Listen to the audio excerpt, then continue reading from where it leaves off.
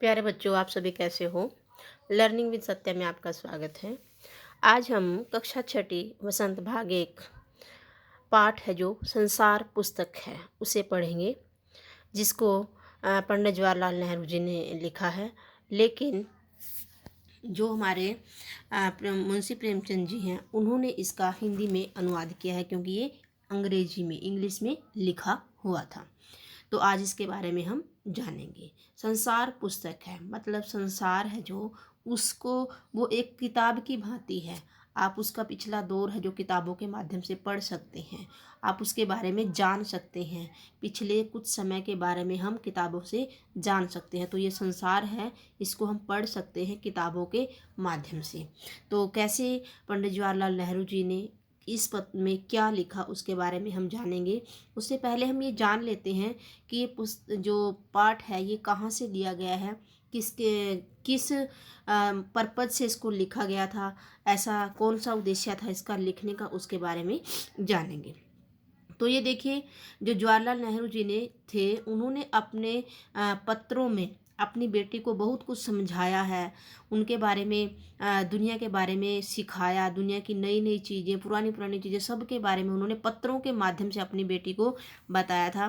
क्योंकि जो ये जवाहरलाल नेहरू जी थे, जो वो स्वतंत्रता संग्राम था उसमें लड़ाई में ये भाग लेते थे बढ़ चढ़ के, जिसके कारण कई बार इनको जेल भी हुई है। और इस बार जब ये जेल में गए हुए थे तो उनकी बेटी जो थी इंदिरा गांधी, वो छोटी थी और अपने पिता से दूर थी। तो इस समय उन्होंने अपने पत्रों के माध्यम से ही अपनी बेटी को समझाया है, ताकि वो संसार के बारे में जान सके।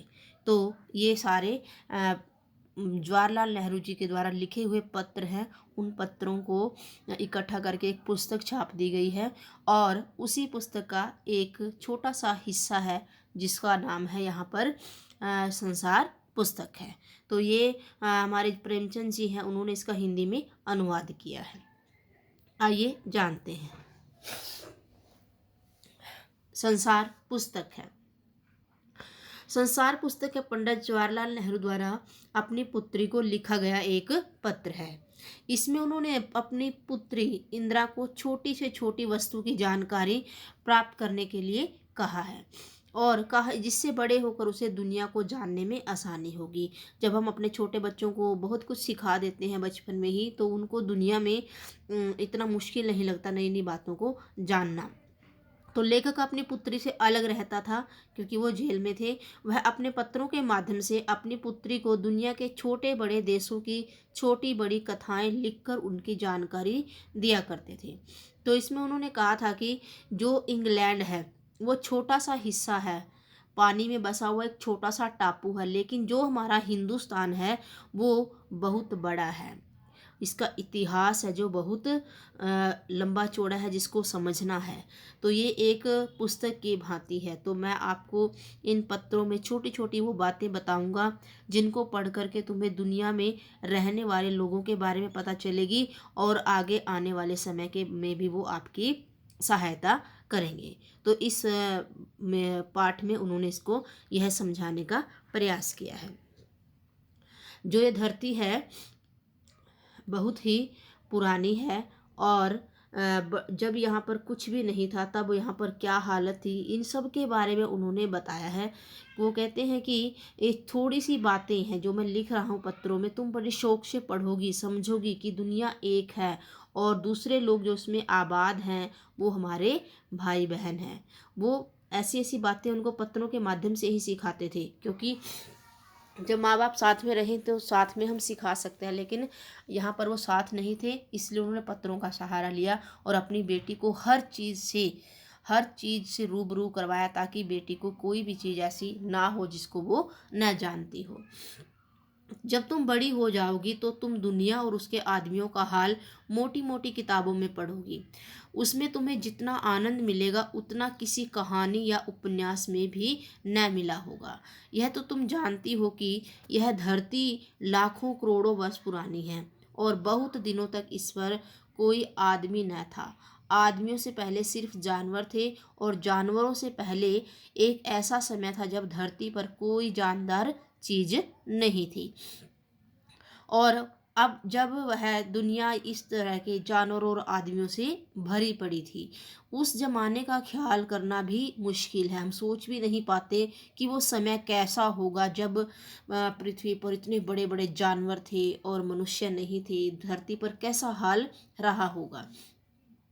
जब यहाँ कुछ न था, लेकिन विज्ञान जानने वाले और विद्वानों ने, जिन्होंने इस विषय पर खूब सोचा और पढ़ा है, लिखा है कि एक समय ऐसा था जब यह धरती बेहद गर्म थी। बेहद मतलब बहुत ज़्यादा। इस पर कोई जानदार चीज़ नहीं रहती थी। नॉन लिविंग थिंग थी सारी। जानदार मतलब जिसके अंदर जीव हो, वो कुछ भी नहीं था।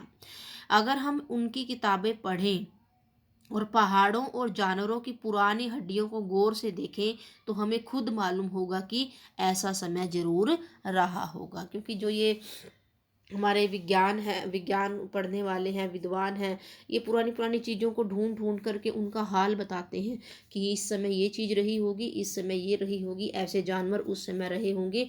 तो इन सब का जो ज्ञान है हमें किताबों के माध्यम से ही मिलता है। तो ये उन्होंने पहले ही इंदिरा गांधी जी को समझा दिया था। आगे देखिए, तुम इतिहास की किताबों में ही पढ़ सकती हो, लेकिन पुराने ज़माने में तो आदमी पैदा ही नहीं हुआ था। किताबें कौन लिखता? कि जब पैदा ही नहीं हुए थे आदमी, तो किताबें कौन लिखता था? कोई है ही नहीं था लिखने वाला। तब हमें उस ज़माने की बातें कैसे मालूम हो? यह तो नहीं हो सकता कि हम बैठे बैठे हर बात को सोच सकें। तो हमें कुछ उसके लिए जानकारी ग्रहण करनी होगी।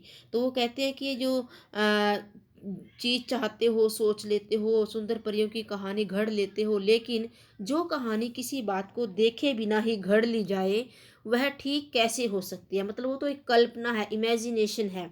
लेकिन खुशी की बात है कि उस पुराने ज़माने की लिखी हुई किताबें न होने पर भी कुछ ऐसी चीज़ें हैं जिनसे हमें उतनी ही बातें मालूम होती हैं जितनी किसी किताब से होती हैं। ये पहाड़, समुद्र, सितारे, नदियाँ, जंगल, जानवरों की पुरानी हड्डियाँ और इसी तरह की और भी कितनी ही चीज़ें हैं जिनसे हमें दुनिया का पुराना हाल मालूम हो सकता है।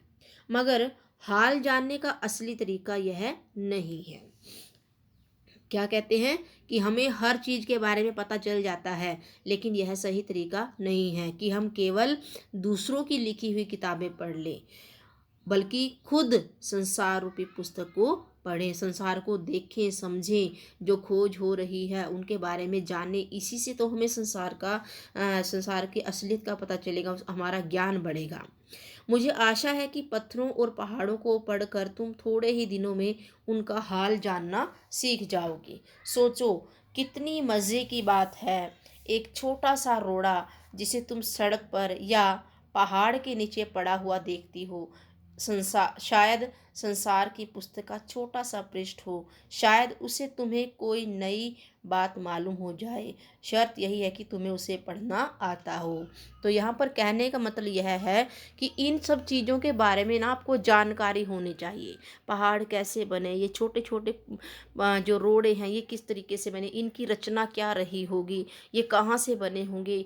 मतलब एक छोटी छोटी चीज़ को गहराई से जानने के लिए आपको इस संसार को देखना होगा, समझना होगा, पढ़ना होगा। यहाँ तक कि एक पत्थर को, एक पहाड़ को भी आपको अच्छे से समझना होगा, ताकि उसके इतिहास के बारे में आप अच्छे से जान सको। कोई ज़बान, उर्दू, हिंदी, अंग्रेजी सीखने के लिए तुम्हें पहले उसके अक्षर सीखने होते हैं। इसी तरह पहले तुम्हें प्रकृति के अक्षर पढ़ने पड़ेंगे, तभी तुम उसकी कहानी उसके पत्थरों और चट्टानों की किताब से पढ़ पाओगी। मतलब प्रकृति के बारे में जानना होगा, प्रकृति से लगाव करना होगा, प्रकृति से प्रेम करना होगा, तभी तुम प्रकृति के बारे में जान पाओगी। उन पहाड़ों की कहानियाँ समझ पाओगी, उन पर्वतों के बारे में जान पाओगी, नदियों के बारे में जान पाओगी। अगर प्रकृति से प्रेम ही नहीं होगा तो तुम इनके बारे में कभी भी नहीं जान पाओगी। क्योंकि हम जिस चीज़ से प्रेम करते हैं, प्यार करते हैं, उस चीज़ के बारे में हमें और नॉलेज चाहिए और ज्ञान चाहिए। तो वह यहीं पर इसी बात को उन्होंने कहा है कि प्रकृति से प्रेम करना सीखो, इसके रहस्य को जानना सीखो, इसके बारे में जो नई नई जानकारियाँ हैं उनको ग्रहण करना सीखो, फिर तुम पहाड़ों को, पर्वतों को, सबको पढ़ सकोगी। शायद अब भी तुम उसे थोड़ा थोड़ा पढ़ना जानती हो।